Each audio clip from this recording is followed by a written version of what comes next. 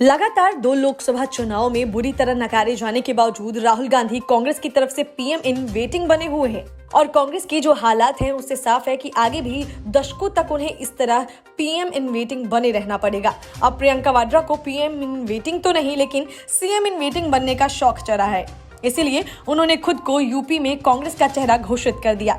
प्रियंका वाड्रा चुनाव लड़ेंगी या नहीं इस बात पर तो उन्होंने कुछ नहीं कहा, लेकिन यूपी में अब तक प्रियंका वाड्रा जिस किस्म की स्टंट छाप पॉलिटिक्स करती रही हैं, उस हिसाब से संभव है कि अचानक वो किसी सीट से अपना नामांकन दाखिल कर दें।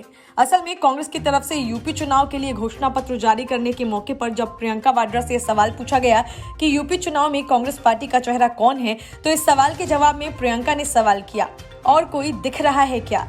प्रियंका वाड्रा ने इस मौके पर भी विधानसभा चुनाव में उतरने के कोई संकेत नहीं दिए। प्रियंका ने कहा कि मैंने चुनाव लड़ना तय नहीं किया है। हालांकि उन्होंने माना कि वह खुद उत्तर प्रदेश में कांग्रेस का चेहरा है। कांग्रेस के दूसरा मैनिफेस्टो जारी किए जाने के मौके पर जब प्रियंका से पूछा गया कि कांग्रेस का सीएम कौन होगा, इस पर प्रियंका ने कहा कि आपको कोई और चेहरा दिखता है। इसको लेकर अब प्रदेश की राजनीति में हलचल तेज होनी तय है। अब तक प्रियंका ने संकेतों में भी इस प्रकार की बात नहीं कही थी। ऐसे में साफ हो गया कि वे खुद भाजपा के योगी आदित्यनाथ, सपा के अखिलेश यादव और बसपा की मायावती के समकक्ष खड़ा करने की कोशिश कर रही हैं, क्योंकि यूपी में कांग्रेस गिनती के कुछ सीटें जीतने की हैसियत रखती है और यूपी की सियासत में कांग्रेस का कोई खास असर नहीं है। कार्यक्रम में कांग्रेस सांसद और पूर्व अध्यक्ष राहुल गांधी भी मौजूद थे। हालांकि इस कार्यक्रम में राहुल गांधी का भाषण संक्षिप्त रहा था और उन्होंने अपने छोटे से भाषण में अपने प्रिय विषय यानी पीएम मोदी का नाम ही लेती रहे। प्रियंका गांधी ने उत्तर प्रदेश की स्थिति की बात की। उन्होंने सीधे योगी सरकार को निशाने पर लिया।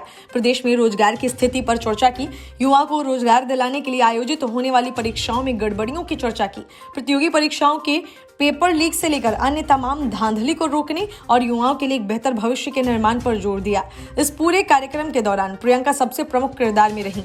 प्रियंका ने मैनिफेस्टो जारी करते हुए कहा कि युवाओं से बात करके ही ये भर्ती विधान बना है। हम यूपी में 20 लाख नौकरियां देंगे, इसमें 8 लाख महिलाओं के लिए रिजर्व किया जाएगा।